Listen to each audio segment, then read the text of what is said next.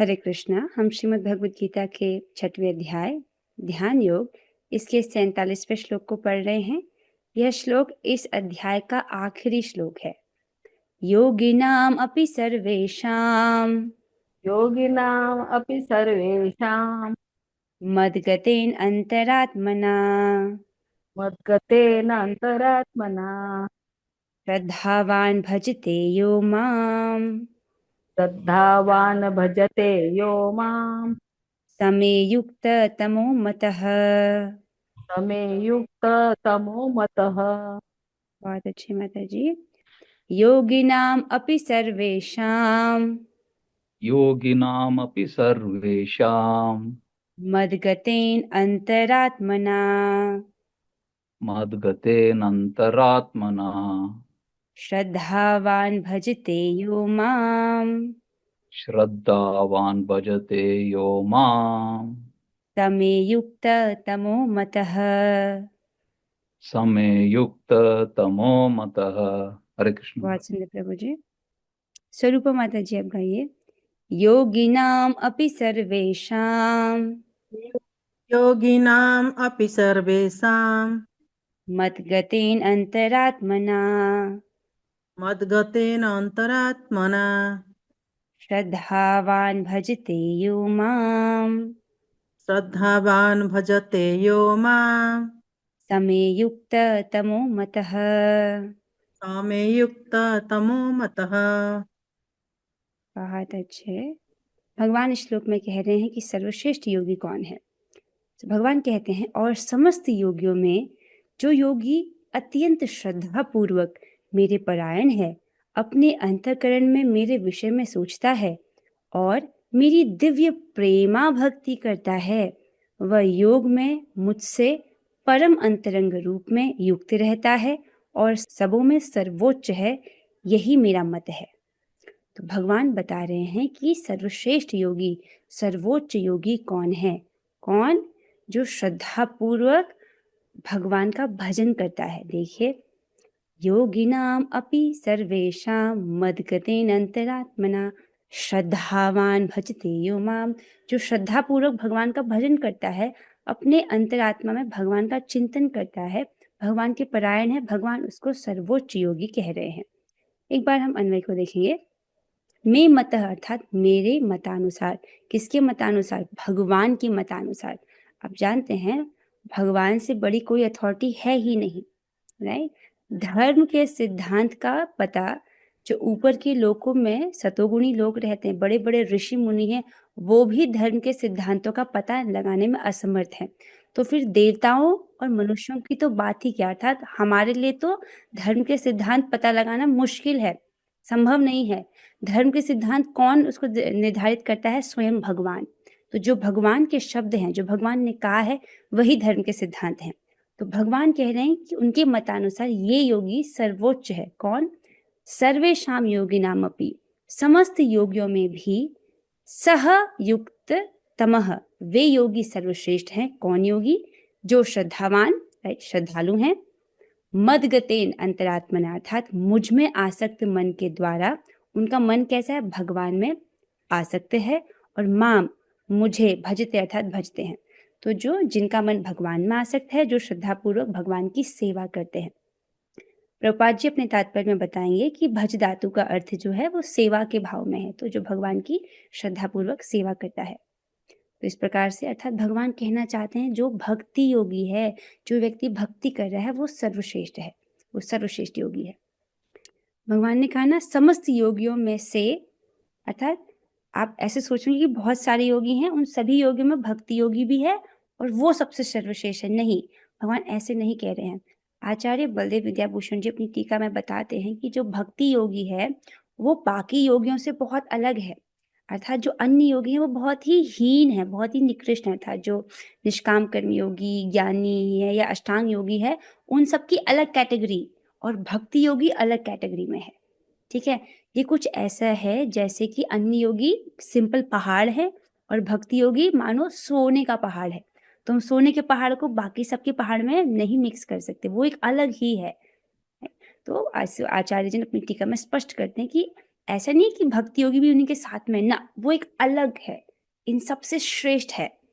ठीक है, I hope ये समझ आ रहा होगा, काफी इंटरेस्टिंग पॉइंट था। एक बार से आप श्लोक को देखिए। योगिनाम अपि सर्वेशाम, अर्थात समस्त प्रकार के योगियों में से, मद गतेन अंतरात्मना, जो मेरे परायण है, अपने अंतःकरण में मेरा ही चिंतन करता रहता है सदैव, और श्रद्धावान भजते यो माम, जो श्रद्धा पूर्वक पूर्ण श्रद्धा सहित मेरी दिव्य प्रेमा भक्ति करता है, मेरा भजन करता है। भज धातु सेवा के अर्थ में मेरी सेवा करता है प्रीति पूर्वक। वो क्या है? समय युक्त तमो मत, वो मेरे मतानुसार कैसा है? युक्त तमः, अर्थात परम योगी है, सभी योगियों में सर्वोच्च है। अर्थात भगवान भक्ति योगी की प्रशंसा कर रहे हैं। अभी तक भगवान ने अलग अलग योगियों के विषय में वर्णन किया ना, निष्काम कर्म योगी, ज्ञान योगी, अष्टांग योगी, और लेकिन अब बता रहे हैं इन सब में जो सर्वोच्च योगी उसका वर्णन कर रहे हैं, वो कौन है? भक्ति योगी है। आइए अब हम तात्पर्य की ओर चलते हैं। अनुवाद और तात्पर्य कृष्ण कृपा मूर्ति श्री श्रीमद एसी भक्ति वेदांत स्वामी प्रभुपाद द्वारा।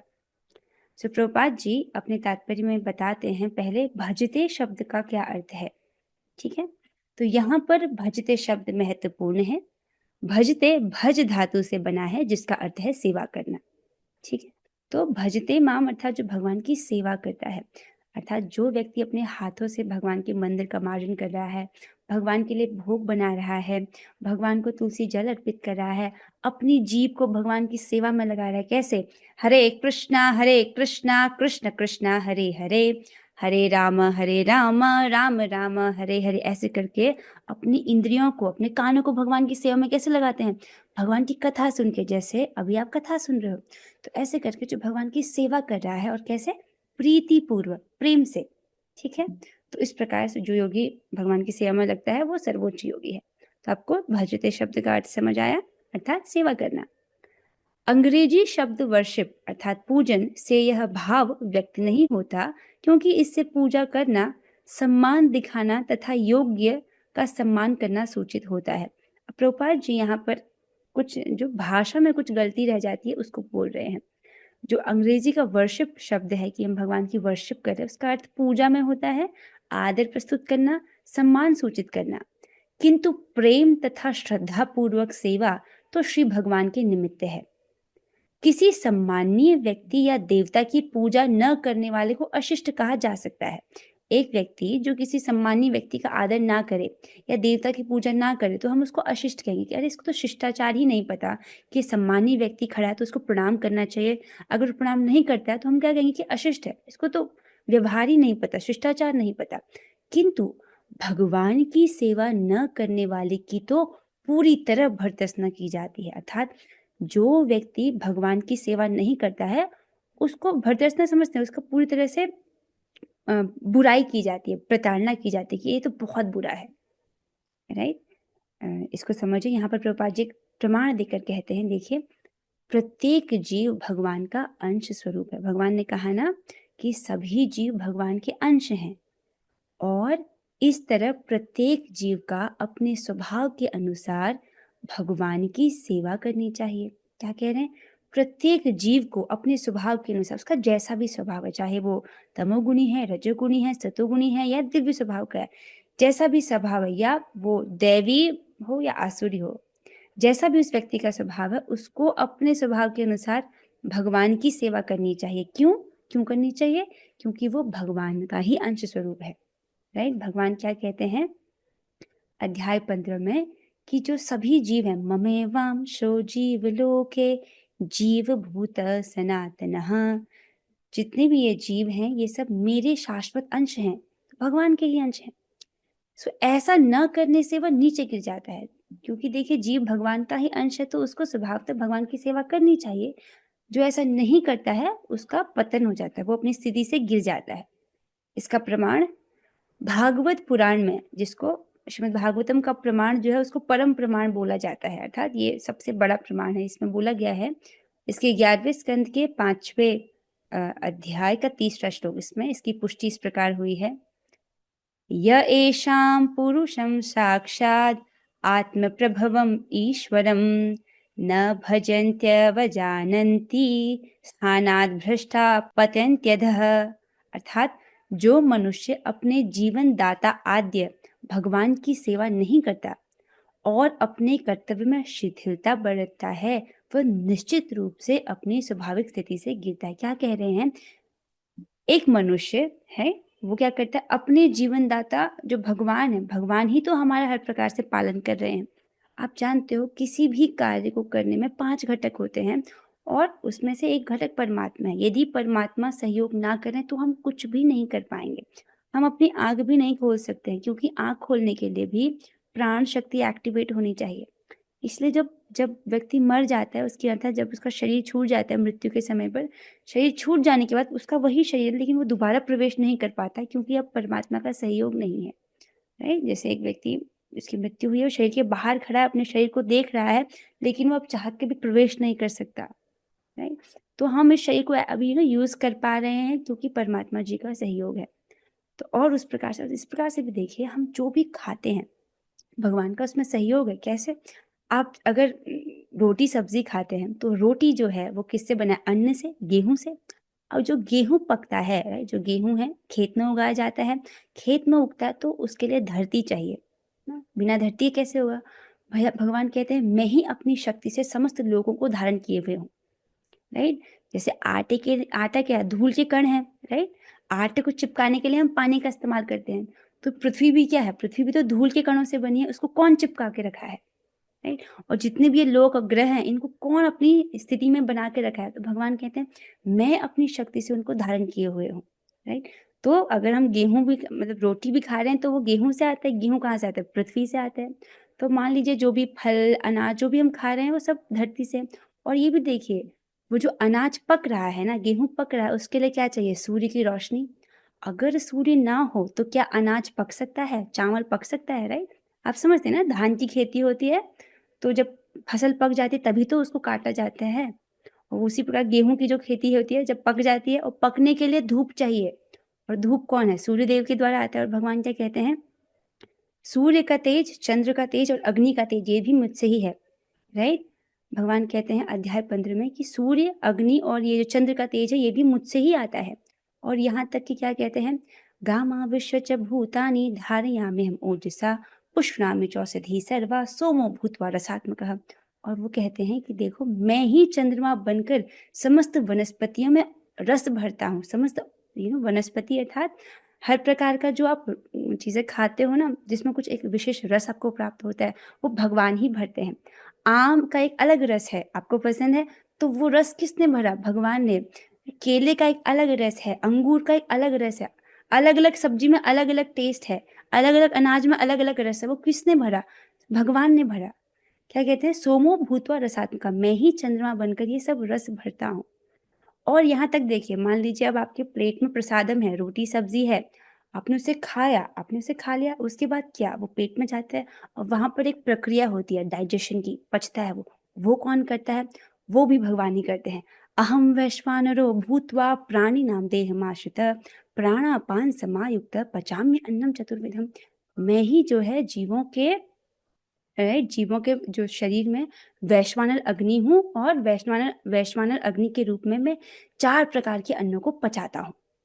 तो इसका मतलब है कि चाहे आस्तिक हो चाहे नास्तिक हो, राइट, भगवान हर किसी के राइट शरीर में ये वैश्वानर अग्नि के रूप में उनके अन्न को पचा रहे हैं, है कि नहीं? तो देख रहे हैं अब हर प्रकार से हम भगवान पर निर्भर हैं। और रसो हम अपसु कौनतेय, मैं ही जल का स्वाद हूँ। हम सभी पानी पीते हैं कि नहीं पीते हैं? राइट? तो उस जल का स्वाद भी कितना महत्वपूर्ण है। अगर थोड़ा सा भी इम्प्योरिटी हो तो वो हमको अच्छी नहीं लगती। अगर पानी से गंदी बदबू आ रही हो तो हमको पसंद नहीं है। अगर उसका कलर अलग चेंज हो जाए तो पसंद नहीं है। पानी का एक विशेष स्वाद है, राइट, जिसको हम डिस्क्राइब नहीं कर सकते। और भगवान कहते हैं रसो हम अपसु कौनतेय, मैं ही जल का स्वाद हूँ, राइट। और देखिए अभी कितनी ठंडी है, और जब हम ठंडी में हमको धूप पड़ती है ना, धूप तो कितना अच्छा लगता है, राइट। चाहे कितना भी हीटर व्यक्ति लगा ले, लेकिन जो इस ठंडी में धूप में बैठने का आनंद है वो हीटर में नहीं है। ये धूप कौन प्रोवाइड करता है? भगवान ही प्रोवाइड कर रहे हैं। तो देख रहे हैं हम हर प्रकार से भगवान पर निर्भर हैं। तो वही कह रहे हैं, जो मनुष्य अपने जीवन दाता आद्य भगवान की सेवा नहीं करता है, राइट, जो भगवान जीवन दाता हैं हर प्रकार से हमारा पालन कर रहे हैं, और अगर वो मनुष्य अज्ञानी बनकर भगवान की सेवा नहीं कर रहा है, कृतज्ञ बनकर उनकी सेवा नहीं कर रहा है और अपने कर्तव्य में शिथिलता बरतता है, शिथिलता मतलब अपने कर्तव्य का पालन करने में वो अच्छे से पालन नहीं कर रहा, ढीलापन, कर्तव्य का पालन करने में ढीलापन दिखा रहा है, तो क्या कह रहे हैं, वह निश्चित रूप से अपनी स्वाभाविक स्थिति से नीचे गिर जाता है। तो जो भी उसकी स्थिति है वहां से वो नीचे गिर जाता है। ठीक है, सब कुछ समझ आ रहा है? ये नीचे गिरने का अर्थ आप समझते हैं, उसको नीचे की योनियों में जाता है। अभी मनुष्य योनि दी गई है, लेकिन वो मनुष्य योनि एक बहुत महत्वपूर्ण योनि है, इसमें हमको कॉन्शियस होकर कर्म करने हैं। अगर वो व्यक्ति मनुष्य की तरह कार्य नहीं कर रहा, जो चेतना उसको दी गई है, मनुष्य की चेतना उसके अनुसार कार्य नहीं कर रहा, पशु की तरह आहार निद्रा भय मैथुन में लगा है, तो उसके बाद उसको एक अधम योनि दी जाती है, जानवरों की योनि या नार की योनि में उसको डाला जाता है।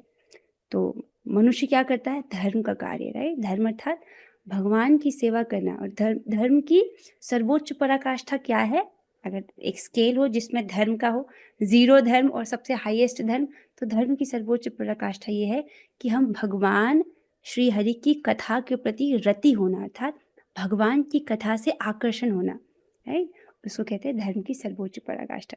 तो मैं ये समझ रही हूँ कि कुछ ना कुछ टेस्ट तो आपको भगवान की कथा का है, तभी तो आप रोज आते हैं, राइट।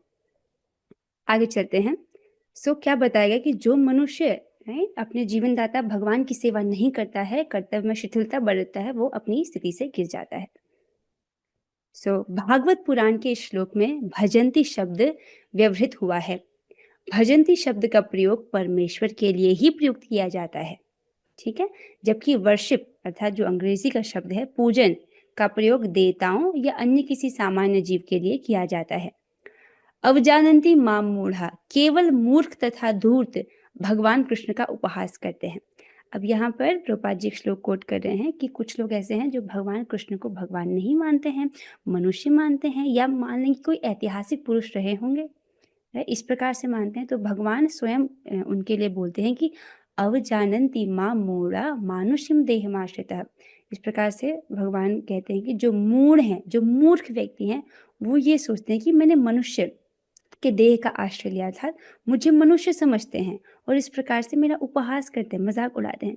तो ऐसे जो मूर्ख हैं वो भगवत भक्ति की प्रवृत्ति ना होने पर भी भगवत गीता का भाष्य कर बैठते हैं। तो ऐसे जो लोग हैं जो कृष्ण को भगवान के रूप में स्वीकार नहीं कर रहे हैं, लेकिन फिर भी वो गीता के ऊपर टीका लिख रहे हैं, तो ऐसे को क्या बोल रहे हैं प्रभुपाद जी, ये मूर्ख लोग हैं।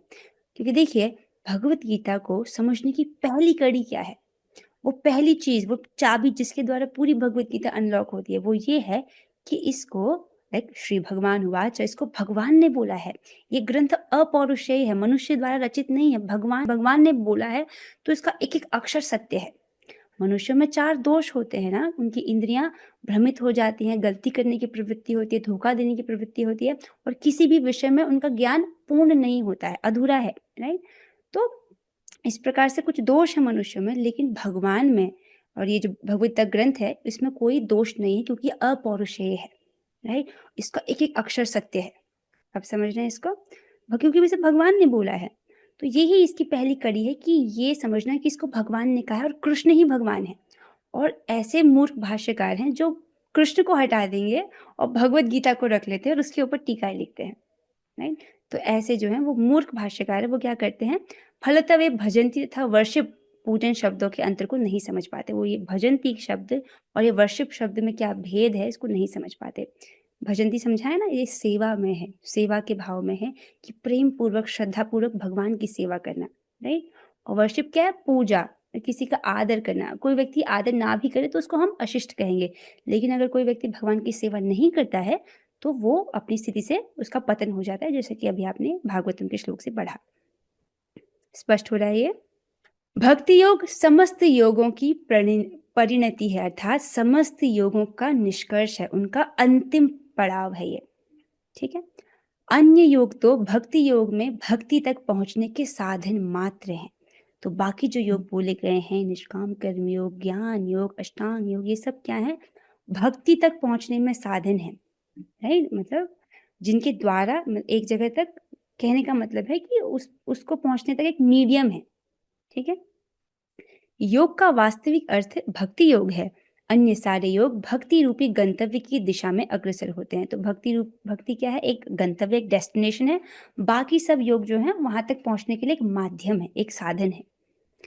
कर्मयोग से लेकर भक्ति योग तक का लंबा रास्ता आत्म साक्षात्कार तक जाता है। अर्थात कर्मयोग से शुरू होकर के भक्ति योग तक एक लंबा रास्ता है। किस चीज का रास्ता है वो? आत्म साक्षात्कार का। ठीक है, इसको समझिए। देखिए, अगर एक रास्ता है इस प्रकार से, देख रहे हैं, एक लंबा सा रास्ता, तो जो शुरुआत होता है निष्काम कर्मयोग में, और कहाँ तक है ये? भक्ति योग तक है ये। ठीक है, हाँ, निष्काम कर्मयोग इस रास्ते का, इस मार्ग का आरंभ है। तो इस चित्र से सबको समझ आ रहा है कि मान लीजिए ये योग का पथ है, आत्म साक्षात्कार का पथ है, तो उसकी शुरुआती पॉइंट क्या है? निष्काम कर्मयोग। ठीक है, फिर समझते हैं। जब कर्मयोग में ज्ञान तथा वैराग्य की वृद्धि होती है तो यह अवस्था ज्ञान योग कहलाती है। उसके बाद प्रभुपाद जी बता रहे हैं कि जब कर्मयोग में ज्ञान की वृद्धि होती है, वैराग्य की वृद्धि होती है, तो उसको ज्ञान योग कहते हैं। फिर बताया जा रहा है, जब ज्ञान योग में अनेक भौतिक विधियों से परमात्मा के ध्यान में वृद्धि होने लगती है और मन उन पर लगा रहता है, तो इसे अष्टांग योग कहते हैं। अब देखिए, ज्ञान योग के बाद अष्टांग योग। ज्ञान योग में व्यक्ति क्या करता है? जैसा कि कल की कक्षा में आपने पढ़ा, वो प्रकृति के 24 तत्वों का अध्ययन करता है, राइट? नयति नयति करके आत्मा तक पहुंचता है, फिर परमात्मा तक पहुंचता है। जब वो परमात्मा तक पहुंच जाता है, उसके बाद वो सब प्रकार से परमात्मा की सेवा करने में लग जाता है, राइट? तो इस प्रकार से प्रभुपाद जी बता रहे हैं कि वो अनेक भौतिक विधियों से परमात्मा के ध्यान में वृद्धि होने लगती है, राइट? और मन को वो परमात्मा पर लगाता है, तब इसको अष्टांग योग कहते हैं, राइट? फिर कहते हैं आगे, इस अष्टांग योग को पार करने पर जब मनुष्य श्री भगवान कृष्ण के निकट पहुंचता है तो वह भक्ति योग कहलाता है। अब जब इस अष्टांग योग को पार किया जाता है, राइट, तब मनुष्य कहाँ पहुंचता है? भक्ति योग में। आप समझ पा रहे हैं इसको? इस चित्र से तो ये आसानी से समझ आ रहा होगा सबको, है कि नहीं? यस। फिर आगे, यथार्थ में भक्ति योग ही चरम लक्ष्य है, किंतु भक्ति योग का सूक्ष्म विश्लेषण करने के लिए अन्य योगों को समझना होता है। ठीक है, तो जो चरम लक्ष्य क्या है मनुष्य का? भक्ति योग है, लेकिन इसको भी ठीक से समझने के लिए प्रभुपाद जी कह रहे हैं कि ये भी जो है समझना जरूरी है। आगे चलते हैं। अतः जो योगी प्रगतिशील होता है वह शाश्वत कल्याण के सही मार्ग पर रहता है। जो किसी एक बिंदु पर दृढ़ रहता है और आगे प्रगति नहीं करता, वह कर्म योगी, ज्ञान योगी, ध्यान योगी, राज योगी, हठ योगी आदि नामों से पुकारा जाता है। इधर पीछे देखिए, यहाँ पर बोले, मान लीजिए कोई योगी है जिसको इस योग के पथ पर आगे बढ़ना है, आत्म साक्षात्कार के पथ पर आगे बढ़ना है। जो प्रगतिशील है, अर्थात जो आगे बढ़ता जा रहा है, तो वो क्या है? एक पूर्ण योगी है, क्योंकि वो भक्ति योग तक पहुंच जाएगा। लेकिन ऐसा व्यक्ति जो एक पॉइंट पर अटक गया, मतलब निष्काम कर्मयोग पर, वहीं पर वो अटका, आगे नहीं प्रगति करना चाहता, तब हम उसको निष्काम कर्मयोगी कहेंगे।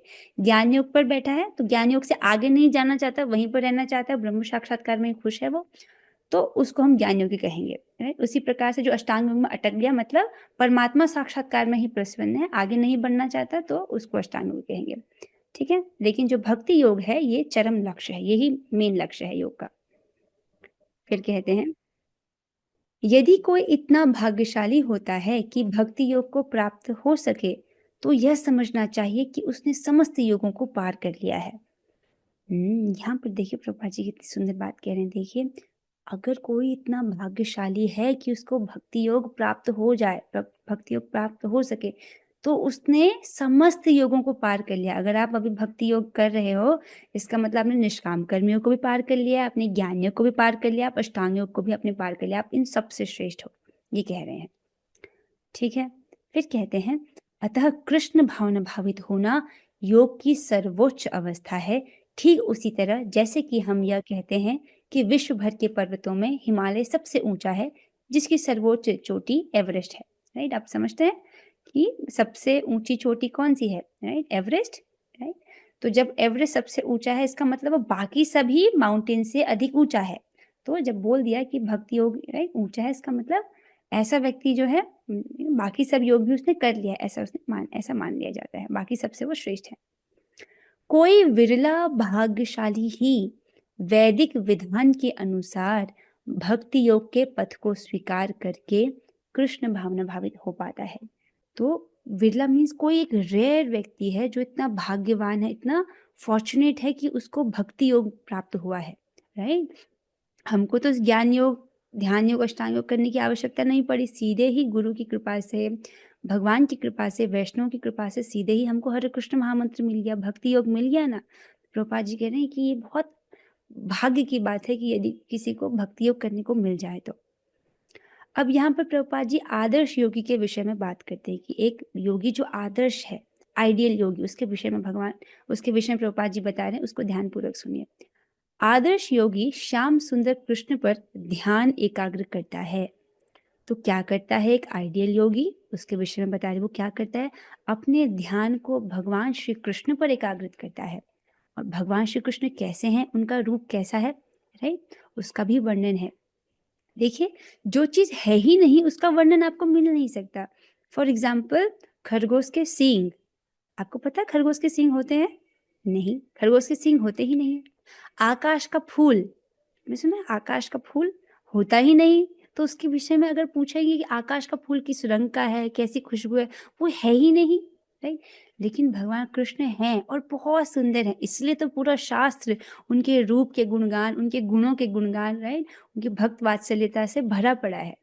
ठीक है, सो बता रहे भगवान श्री कृष्ण का रूप कैसा है, जो बादल के समान सुंदर रंग वाले हैं, जिनका कमल सदृश मुख सूर्य के समान तेजवान है। तो उनके स्किन का कॉम्प्लेक्शन बता रहे हैं, राइट। उनके स्किन कैसा है, जो नव जलधर है, नवीन जलधर अर्थात जो बादल है उसके अंग जैसा उनका स्किन का कॉम्प्लेक्शन है, राइट। बादल के समान सुंदर रंग वाले हैं और उनका मुख कैसा है, सूर्य के समान तेजवान है। अब सूरज तो बहुत तेजस्वी होता है, तो होता है ना, लोगों के चेहरे पर तेज होता है, तो भगवान तो सूर्य के समान तेजवान है। और जिनका वस्त्र रत्नों से प्रभापूर्ण है, और वो कैसे वस्त्र पहने हैं, पीताम्बर शोभित है और रत्नों से प्रभापूर्ण है। और जिनका शरीर फूलों की माला से सुशोभित है, और वो क्या करते हैं, फूलों की माला पहनते हैं। वो उनके अंगों को प्रदीप्त करने वाली उनकी ज्योति ब्रह्म ज्योति कहलाती है। तो भगवान श्री कृष्ण, राइट, जो भगवान के शरीर से एक अंग कांति निकलती है, ठीक है, अंग कांति मतलब भगवान की शरीर से निकलने वाली रोशनी, उसको कहते हैं ब्रह्म ज्योति। ठीक है, तो ब्रह्म ज्योति क्या है, ये भगवान के शरीर से निकलने वाली अंग कांति है। तो ब्रह्म ज्योति का अस्तित्व भी भगवान पर ही निर्भर करता है। ठीक है, फिर आगे कह रहे हैं, वे राम, नृसिंह, वराह तथा श्री भगवान कृष्ण जैसे विभिन्न रूपों में अवतरित होते हैं। तो यही भगवान हैं हमारे, जब वो धराधाम पर आते हैं, राइट, वो इस भौतिक जगत में अलग अलग रूपों में अवतरित होते हैं। जैसे कि भगवान श्री राम, यहाँ पर एक कितना सुंदर चित्र रखा गया है, देखिए ये कौन सा चित्र है, सीता जी के स्वयंवर का चित्र है ना। तो जनक सुता कृत भूषण, जनक सुता कौन है, माता सीता। ये स्वयंवर का चित्र है जिसमें भगवान श्री राम जो स्वयंवर का धनुष है, शिव धनुष, उसको तोड़ते हैं। और देखिए चित्र में आप देख सकते हैं कि उस धनुष को तोड़ने से ऐसी टंकार हुई, ऐसी आवाज आई कि सभी लोग, राइट, अब देख रहे हैं कैसे उस ध्वनि के प्रभाव से गिर पड़े हैं। ये बहुत सुंदर चित्र है। और दूसरा कह रहे हैं, वे राम नरसिंह। अच्छा, दूसरा चित्र आप समझ रहे हैं, इसमें भगवान ने नरसिंह अवतार लिया है हिरण्यकशिपु का वध करने के लिए और प्रहलाद महाराज की रक्षा हेतु। तो आप देख रहे कितना भयानक ये दृश्य, भगवान ने एक खास अवतार लिया है अपने भक्त की रक्षा के लिए, आप देख सकते हैं।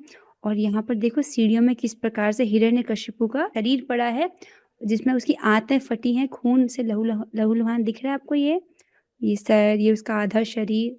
और यहाँ पर नरसिंह भगवान जी बड़े भयंकर रूप में हैं, इतने भयंकर रूप में है कि देखिए यहाँ पर जो देवता है ये भी इनके पास आने से संकोच कर रहे हैं। यहाँ तक कि माता लक्ष्मी भी, जिनके पति हैं, वो भी संकोच कर रही हैं इनके पास आने में। लेकिन इन्होंने क्या किया है, ब्रह्मा जी ने प्रहलाद महाराज को आगे भेजा कि नहीं तुम जाओ, आपसे बहुत प्रेम करते हैं, तो आप जाइए। तो प्रहलाद महाराज जो है वो जाते हैं भगवान नरसिंह के पास। फिर नरसिंह देव क्या करते हैं, उन्हें अपनी गोद में बिठा करके प्रेम से उनको प्यार करते हैं, प्रेम से उनको चाटते हैं जैसे एक शेर अपने बच्चे को चाटता है। तो भगवान बहुत भक्त वत्सल है। फिर आगे कहते हैं, तो यहाँ पर आप देख सकते हैं बहुत सुंदर चित्र है वराह भगवान का। ठीक है, तो वराह भगवान जो हैं, जब ये सृष्टि रची गई थी तब क्या हुआ था, एक समस्या आ गई थी कि जो पृथ्वी है वो रसातल में चली गई थी। आप समझ रहे हैं? जब छोटी मोटी प्रॉब्लम होती है तो उसको हम सॉल्व करते हैं, अपने सीनियर से बोलते हैं, लेकिन जब इतनी बड़ी प्रॉब्लम आ जाए कि पृथ्वी ही चली जाए, आप समझ सकते हैं, पूरी अर्थ ही किडनैप हो गई है, अर्थ ही कहीं गायब हो गई है, तो ये ऐसी प्रॉब्लम है कि ब्रह्मा जी भी इसको सॉल्व नहीं कर पाए कि क्या करना चाहिए हमको, पृथ्वी कहाँ चली गई है, इस प्रकार से। तब भगवान ऐसा रूप धारण करते हैं, एक सुअर का रूप, वो भी एक दिव्य सुअर। अब ये नहीं सोचना चाहिए कि वो सुअर है, वो सुअर के रूप में भी भगवान ही है, और वो रसातल में से पृथ्वी जी को, अर्थात जो धरती है, धरा है, उसको ऊपर लेकर आते हैं, पृथ्वी का उद्धार करते हैं। और इस चित्र में तो आप देख ही सकते हैं कि भगवान जो है स्वयं अवतारी भगवान जो है, भगवान श्री कृष्ण के रूप में जन्म लेते हैं। फिर आगे प्रभुपाद जी बता रहे हैं कि वे सामान्य व्यक्ति की भांति माता यशोदा के पुत्र रूप में जन्म ग्रहण करते हैं और कृष्ण, गोविंद तथा वासुदेव के नाम से जाने जाते हैं। अब भगवान की लीलाएं कितनी अद्भुत है ना, आप देखते हैं, जैसे इस चित्र में भी देखिए, लगता है एक सामान्य सा छोटा सा बालक अपनी माता की गोद में बैठा होगा, लग रहा है ना। तो कह रहे हैं एक सामान्य व्यक्ति की भांति, वो एक सामान्य व्यक्ति नहीं है। भगवान को मनुष्य समझना तो बहुत सबसे बड़ा अपराध है, क्योंकि जैसे ही आप उनको मनुष्य कहोगे वैसे ही बहुत सारे अपराध लग जाएंगे ना, क्योंकि अगर वो मनुष्य हैं तो कैसे कह सकते हैं मन मना भव मत भक्तो मदयाजिमाम नमस्कुरु, राइट। एक मनुष्य कैसे, राइट, ऐसा हम सबका पालन कर सकता है, वो मनुष्य नहीं है। लेकिन एक सामान्य व्यक्ति की तरह क्या करते हैं, माता यशोदा के पुत्र रूप में जन्म ग्रहण करते हैं और कृष्ण, गोविंद तथा वसुदेव के नाम से जाने जाते हैं। तो अब प्रभुपाद जी आपको बताएंगे कि देखिए, जो भगवान कृष्ण है वो हैं तो भगवान, लेकिन वो क्या है, वे पूर्ण बालक हैं, अर्थात एक परफेक्ट बच्चे, राइट। देखिए क्यों बता रहे हैं प्रभुपाद जी, क्योंकि जो जीवात्मा है वो भगवान के साथ विभिन्न रसों में होता है ना, शांत रस, दास्य रस, साख्य रस, वात्सल्य रस और माधुर्य रस, ठीक है। तो जो जीव है वो उसी रस को इस संसार में ढूंढ रहा है। मान लीजिए जो वात्सल्य रस का जीव है, जिसका भगवान के साथ वात्सल्य रस में संबंध है, तो वो इस जीव में क्या, वो इस भौतिक संसार में क्या सुख ढूंढ रहा है कि मुझे एक पुत्र मिल जाए, क्योंकि वो भगवान के साथ वात्सल्य रस में, तो वो इस भौतिक जगत में ढूंढ रहा है पुत्र। तो प्रभुपाद जी बता रहे हैं कि देखिए भगवान पूर्ण बालक है, वो एक परफेक्ट बेबी है, परफेक्ट बच्चा है। किसके लिए बता रहे हैं, वात्सल्य भक्त वाले जीवों को, कि अगर आपको ऐसे पुत्र की इच्छा है तो कृष्ण एक परफेक्ट बच्चे हैं, पूर्ण पति हैं। पूर्ण पति अर्थात भगवान एक परफेक्ट हस्बैंड है। यहाँ पर देखिए चित्र में, ये वो चित्र है जब द्वारिका में नारद जी जाते हैं और वो देखते हैं कि सभी महलों में भगवान श्री कृष्ण एक साथ विद्यमान है, अपनी सभी पत्नियों के साथ अलग अलग विस्तारों में एक साथ जो है भगवान विद्यमान है। और आप यहाँ पर देख सकते हैं उनकी जो पत्नी है वो उनको चामर ढुला रही हैं। पत्नियां इतना प्रेम करती हैं कि हालांकि हजारों दासियां हैं, लेकिन फिर भी वो स्वयं ही भगवान की सेवा करना पसंद कर रही हैं। और देखिए इस चित्र में भगवान कैसे अपने दोनों बच्चों को प्यार कर रहे हैं, राइट। वो दोनों बच्चे खेल रहे हैं अपने पिता के साथ, और देखिए नारद जी सुंदर दृश्य का दर्शन करते हैं। तो वो क्या है, पूर्ण पति है। ये क्यों बता रहे हैं प्रभुपाद जी, माधुर्य रस वाले भक्तों के लिए, क्योंकि जीव जो है वो भगवान के साथ मधुर रस में भी होता है, जिसमें वो भगवान को अपने कांत के रूप में, अपने प्रियतम के रूप में, अपने पति के रूप में देखता है। और मधुर रस भी दो प्रकार का होता है, स्वकीय और परकीय, राइट। एक जैसे द्वारका में भगवान की पत्नियों का भाव है भगवान के लिए, राइट, कि मेरे पति हैं। और दूसरा परकीय भाव, जैसे वृंदावन में गोपियों का भाव है, कि हमारे प्रियतम है, इस प्रकार से। और फिर प्रभुपाद जी बता रहे हैं कि वो पूर्ण सखा है, अर्थात एक परफेक्ट फ्रेंड, राइट। ये किसके लिए बता रहे हैं, उनके लिए जो भगवान के साथ सख्य रस में है। वो क्या कर रहे हैं, इस भौतिक ब्रह्मांड में एक दोस्त ढूंढ रहे हैं, और वो कौन है, भगवान श्री कृष्ण है, एक परफेक्ट फ्रेंड, राइट। और एक पूर्ण स्वामी है, एक परफेक्ट स्वामी है, ठीक है। आप देखते हैं परफेक्ट स्वामी के केस में हनुमान जी का उदाहरण, राइट, वो राम जी से कितना प्रेम करते हैं, राइट। सो उनका उदाहरण, और यहाँ पर आप एक चित्र में देख सकते हैं, यहाँ पर सख्य रस में अर्जुन जी का चित्र रखा गया है, राइट। ये युद्ध का सीन है और अर्जुन जी जो है रथ पर सवार हैं, भगवान श्री कृष्ण उनके रथ को हाँक रहे हैं। अब देखिए युद्ध के दौरान, ये 18 दिन ये महाभारत का युद्ध चला, अर्जुन जो थे सभी योद्धाओं का टारगेट था कि अर्जुन को हराना। अगर हमने अर्जुन को मार दिया तब तो ये युद्ध वहीं पर समाप्त हो जाएगा। सोचिए, बड़े बड़े महारथी जितने थे उन सबका टारगेट था अर्जुन, राइट। लेकिन एक भी बाण अर्जुन जी को नहीं लगा। क्यों? क्योंकि भगवान की रक्षा कर रहे थे। राइट। आपको पता होगा वो कर्ण और अर्जुन के बीच में जब युद्ध हुआ था, तो कर्ण के पास एक अस्त्र था जिसका नाम था नागास्त्र, और वो देवता का वरदान था कि ये जो अस्त्र है ये अमोघ होगा। तो भगवान श्री कृष्ण को तो पता था कि जो अब कर्ण है नागास्त्र चला रहा है और ये तो अमोघ बाण है। तो जैसे ही उनको पता चलता है वो क्या करते हैं, जोर से अपने पैर को नीचे रखते हैं जोर से, और सारे घोड़े तुरंत उसी वक्त बैठ जाते हैं। और तो रथ जो था एकदम से नीचे आ गया ना, क्योंकि सभी घोड़े जो हैं वो बैठ गए हैं। और यहाँ पर कर्ण जो नागास्त्र को चलाते हैं, तो वो उनका निशाना था अर्जुन का गर्दन, लेकिन वो निशाना पहुंचता है अर्जुन के मुकुट पर, मुकुट गिर जाता है। आप समझ रहे हैं इस चीज को? तो भगवान इस प्रकार से अनेक बार उनकी रक्षा करते हैं। तो भगवान एक परफेक्ट सखा है, अपने सखा के लिए सारथी बनना भी स्वीकार करते हैं। अब आगे चलते हैं। यहाँ पर है एक परफेक्ट स्वामी। अब यहाँ पे आप चित्र में देख सकते हैं ब्रह्मा जी उनको स्तुति कर रहे हैं, गोविंदमादि पुरुषम तमहम भजामि। तो पहले ब्रह्मा जी की महिमा सुनिए, उसके बाद तो आप समझ पाएंगे। हम जिस ब्रह्मांड में रहते हैं, जिस ब्रह्मांड में हम रहते हैं, इससे पहले कि ब्रह्मांड की सृष्टि हो, सबसे पहले क्या प्रकट हुआ था? भगवान गर्भोदक्षाय विष्णु जी की नाभि से कमल प्रकट होता है, उसमें ब्रह्मा जी विराजमान है, और ब्रह्मा जी की रिस्पॉन्सिबिलिटी की सृष्टि करनी है। ठीक है, तो इसका मतलब हमारे ब्रह्मांड में सबसे पहले जो जीव आए वो कौन है? वो ब्रह्मा जी हैं, अर्थात वो सबके पूर्वज हैं। आपके भी पितामह हैं, मेरे भी पितामह, हम सभी के पितामह हैं ब्रह्मा जी, अभी भी हैं वो। ठीक है, उनकी आयु कितनी है? अभी 50 वर्ष। वो जो है, अर्थात जो इस ब्रह्मांड में सबसे पहले जीव जो आए, सभी जीवों में उत्तम, सभी ऐसे बताया था कि सभी तपस्वी में महान तपस्वी हैं। वो भगवान की स्तुति कर रहे हैं, गोविंदमादि पुरुषम तमहम भजामि। हे आदि पुरुष गोविंद, मैं आपका भजन करता हूँ। राइट, इस प्रकार से उनकी सेवा करते हैं।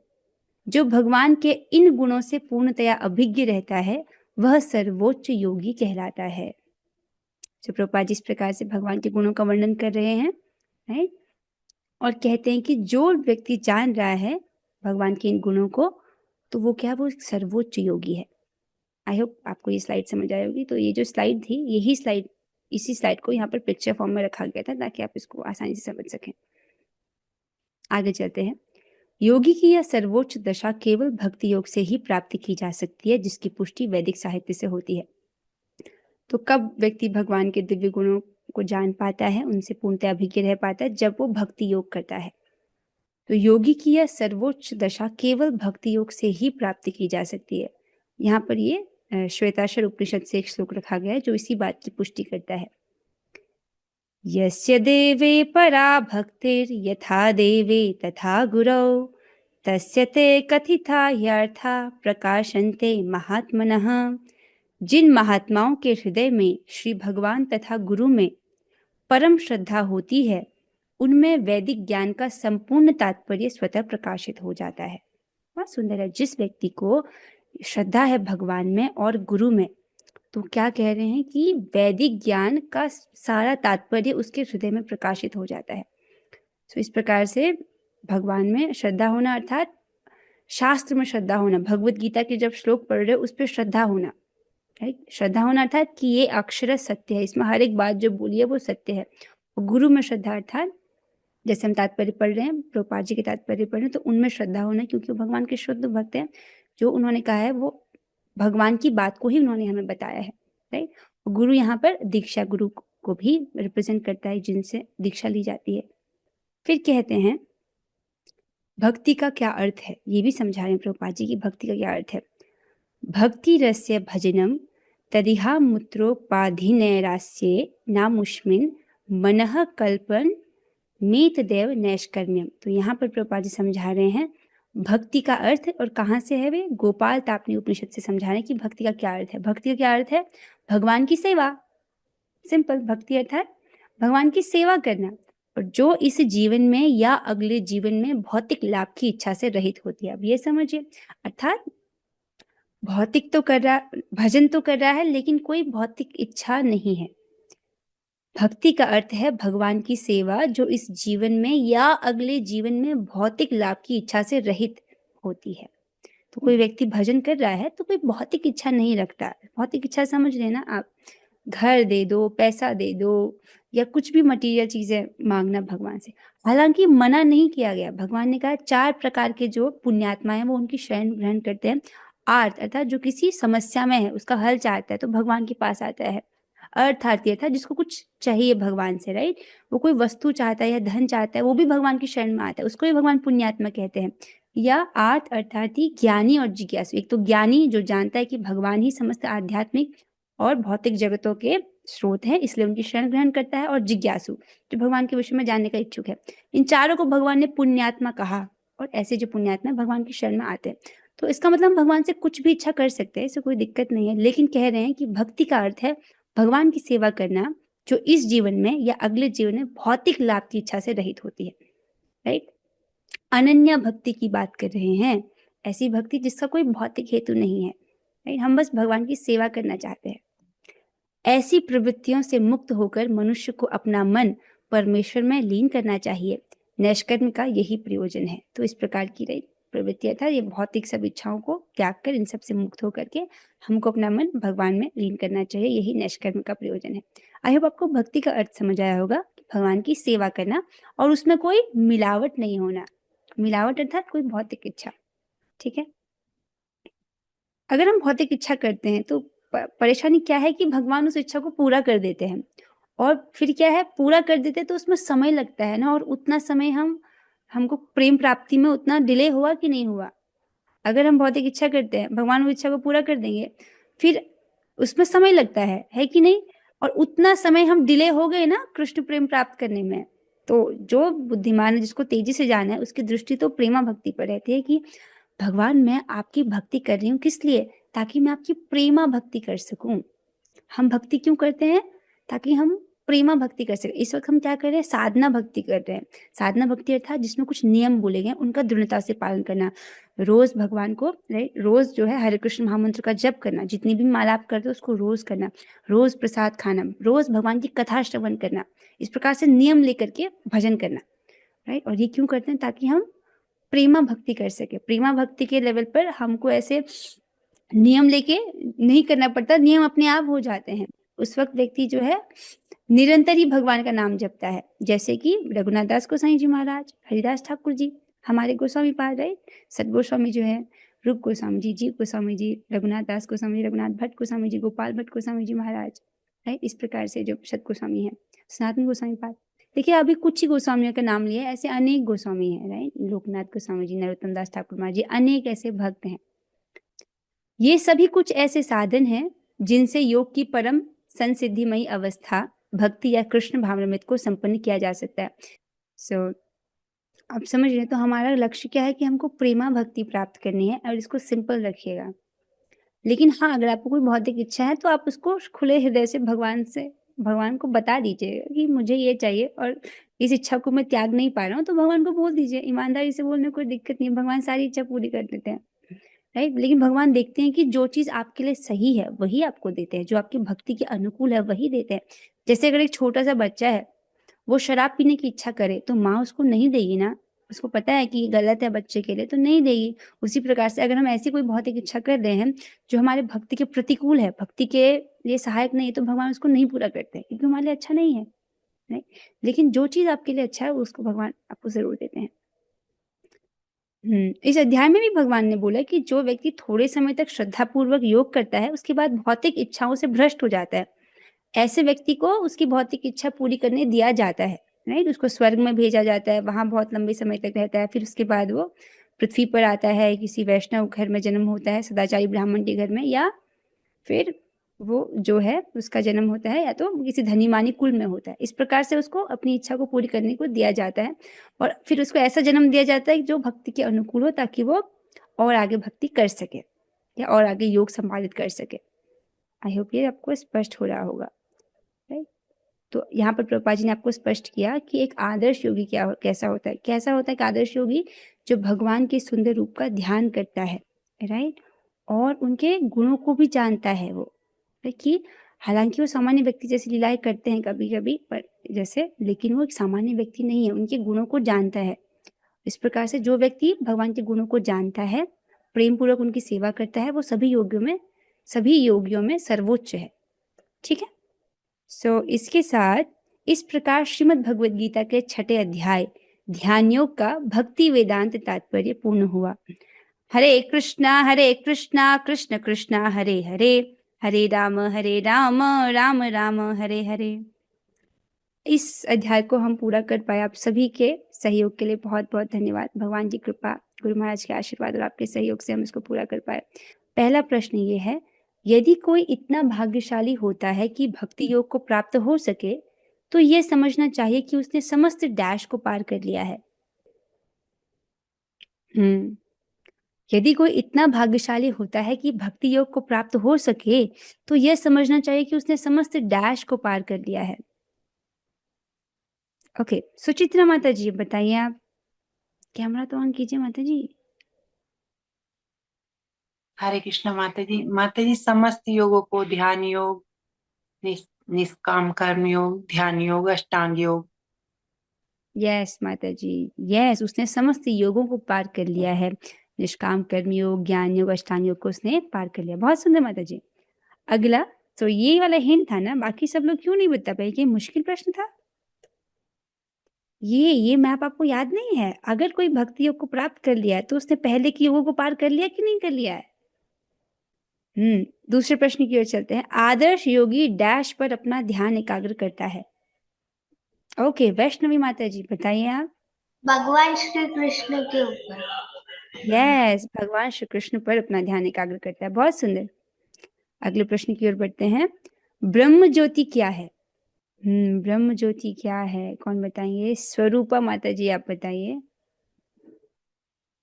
जी माता जी, भगवान का अंग कांति। हाँ जी माता जी, भगवान के शरीर से निकलने वाली अंग कांति, रोशनी।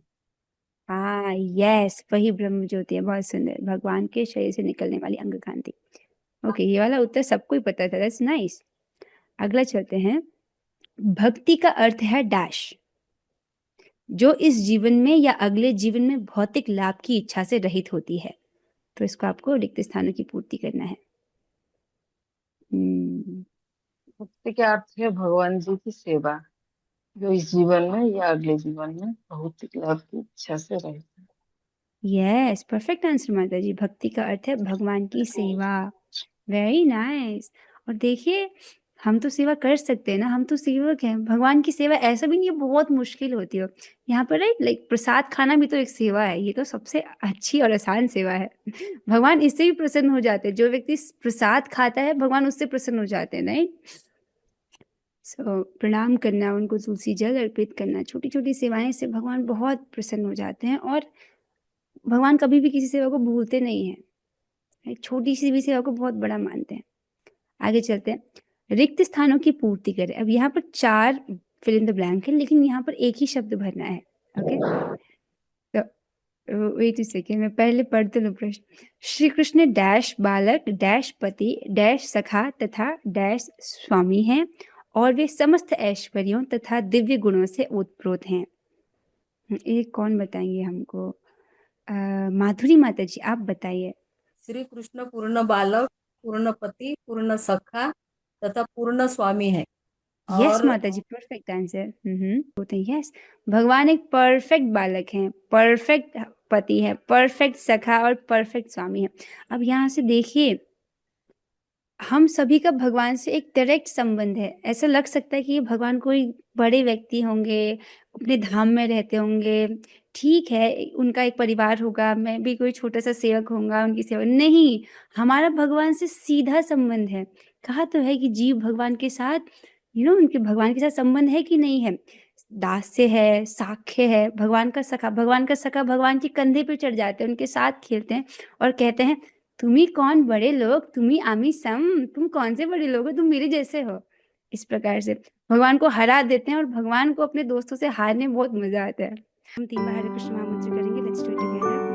हरे कृष्णा कृष्णा कृष्णा हरे हरे, हरे राम राम राम राम हरे हरे।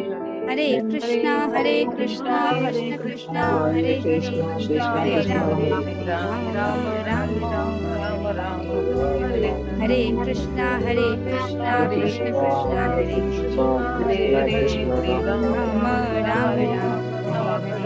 हरे राम राम श्रीमद् भगवद गीता की जय। श्री प्रभुपाद की जय। और गुरु श्री गुरु गौरंगा हरे कृष्णा हरे कृष्णा माता जी। सभी भक्तों के हरे बहुत बहुत कृष्णा धन्यवाद। माता जी।